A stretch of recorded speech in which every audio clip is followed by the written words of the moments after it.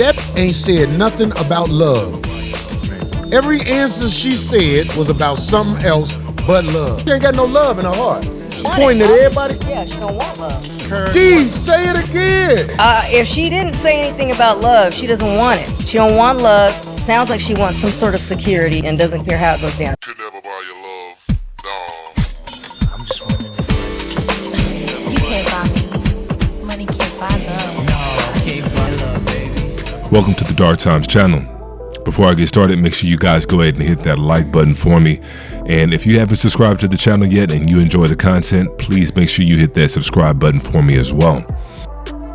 And so in the opening portion of this video, I played a clip from the Corey Holcomb show. And one of the things they brought up about Ebony K. Williams, which I did a video on last week about the very same topic that they were talking about. And so they brought up a good point. At no time during her rebuttal and her monologue did she ever mention anything about love.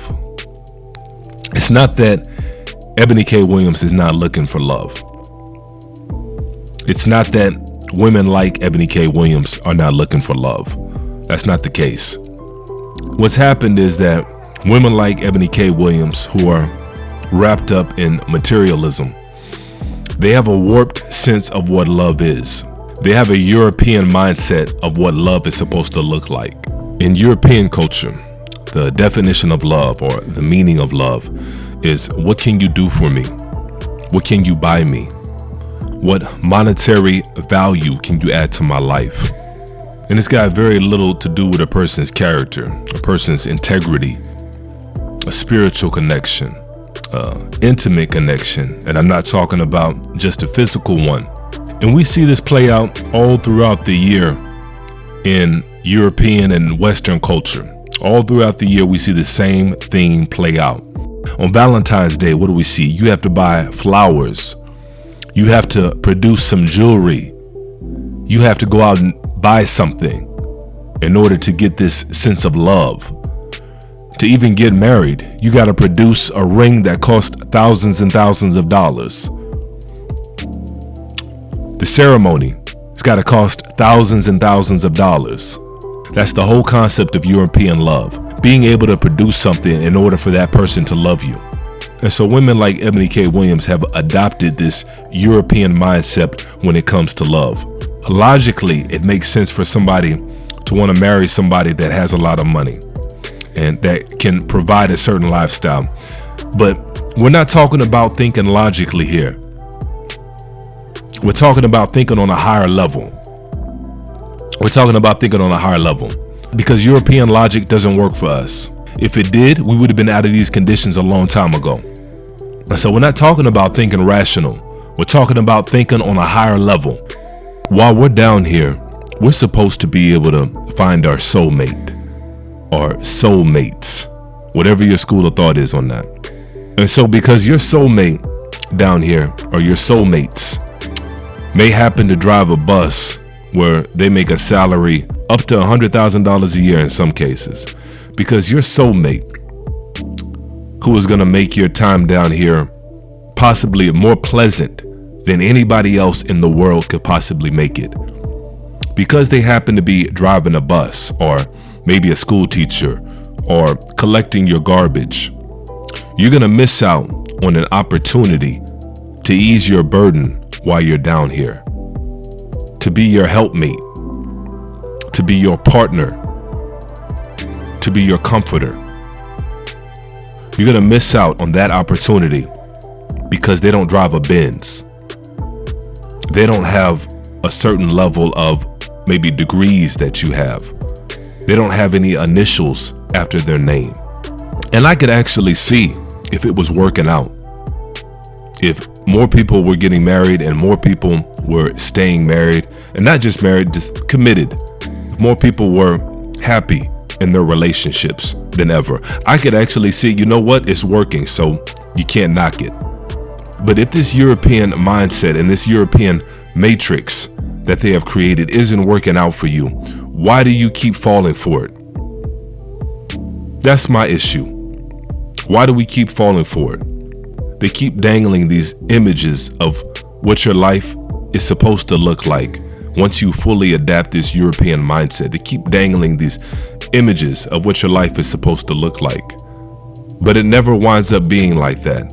Now, of course, there's always exceptions to the rule, but I'm just going by the numbers, and I'm going by the statistics on marriage across the board, not just so-called black people, but for everybody. This mindset where love is warped in materialism. It's not working out for anybody. It's not even working out for the European. So what makes you think it's going to work out for you? Like I said, logically, it makes sense, but I'm trying to get people to think on a higher level, on a God level, where you create your own reality. And that's what it means to have the mind of God, to be able to create your own reality. That's one of the easiest things to get if that's what you really want.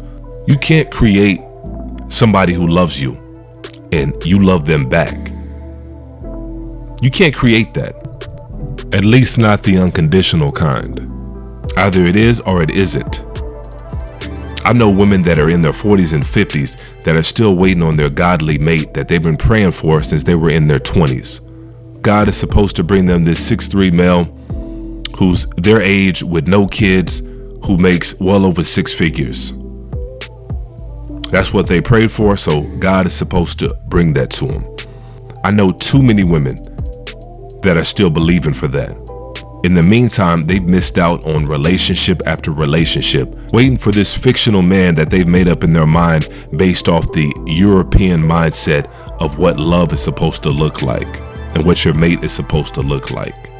And this is probably the last video that I'm going to do on Ebony K. Williams, and I'm not trying to beat up on Ebony K. Williams. I wish nothing but the best for her. But this may be a good teachable moment for a lot of people out there. And not just women, but for guys too.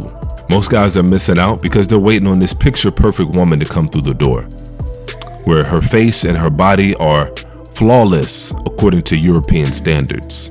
They're waiting for that woman to have that certain look, that magazine look or Instagram look or whatever the case may be. They're holding out for that picture-perfect woman. And so a lot of guys are missing out on a great deal of opportunities. And I'm not saying that you're not supposed to have a level of attraction when it comes to dating somebody. I'm not saying that at all. Of course, there needs to be a level of attraction. Love is a funny thing.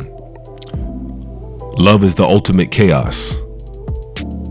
There's no rhyme or reason for real love. Love is love. You ever just love somebody because you love them? Almost like you love your children. You love your children just because you love them. It just is. Doesn't matter what they do. It's the ultimate unconditional love. That's how you're supposed to love your partner. You don't have to tell your spouse you love them every day. It's almost like your best friend. That's what your partner should be. That's what that kind of love should be. Your best friend doesn't have to have a certain amount of money for you to love them. Your best friend doesn't have to have a certain job for you to love them. It's not based in materialism when you love your best friend. I don't know about y'all, but I don't buy my best friend candy for Valentine's Day. I don't take him out to a nice restaurant for a certain holiday. I don't even tell him I love him. It's just given. A faithful friend is beyond price. No sum can balance its worth. It's a very rare thing to actually find a real friend, a real genuine friend. And so I think that's going to be a good spot to go ahead and close this video out. And if you enjoyed the video, make sure you hit the like button for me. And as usual, peace and chaos.